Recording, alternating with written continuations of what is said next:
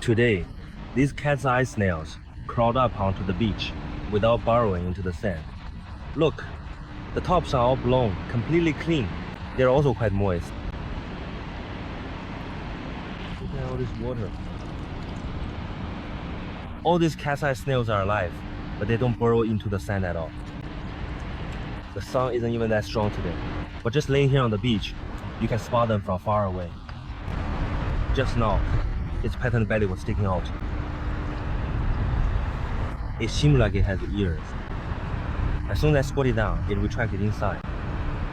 Hey, it's getting smaller and smaller as it pulls in. This sea anemone is full of water. It was so big just now, but after spitting out the water, it shrank down this much. It's still spitting out water. The tide just went out, so after soaking up all that water, it still can't burrow into the sand on the beach.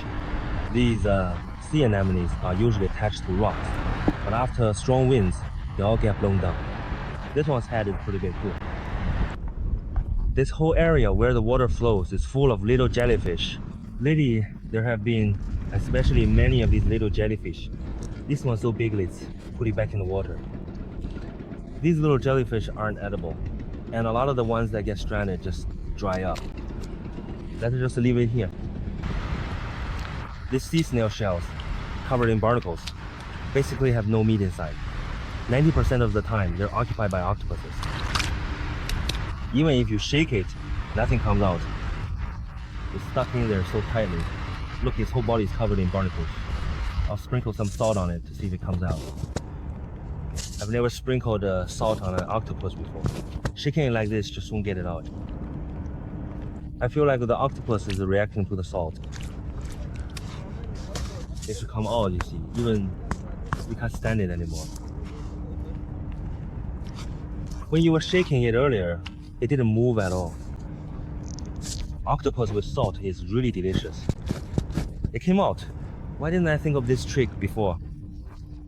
Next time an octopus won't come out, just sprinkle salt on it. This mud crab holding sand looks exactly the same as when it's not holding any. The tide just went out here. Wow, this one's really lively. It's just that the sand here is a bit harder, so you can't burrow in. This one's a male. But even the male though, this kind have room inside. Things like this all follow fishing boats. I feel like this one isn't spoiled yet. If you put it back in the sea, it could still sprout. Look at these little sand dunes here. They're all made by sand crabs pushing out the sand piece by piece. There are always razor clams at home, so I came over here. Just poke it out directly. Ah, I hit another one. It's too big. It can't get out of this hole. Bring it to the entrance. It's stuck at the entrance now. This tongue can't go back in. It can't retract it. It's a bit confused. Is this a flower crab? Oh, it's not. It's a yellow clam. I thought there was a flower crab lying in there. Now, these clams have pushed the mound open.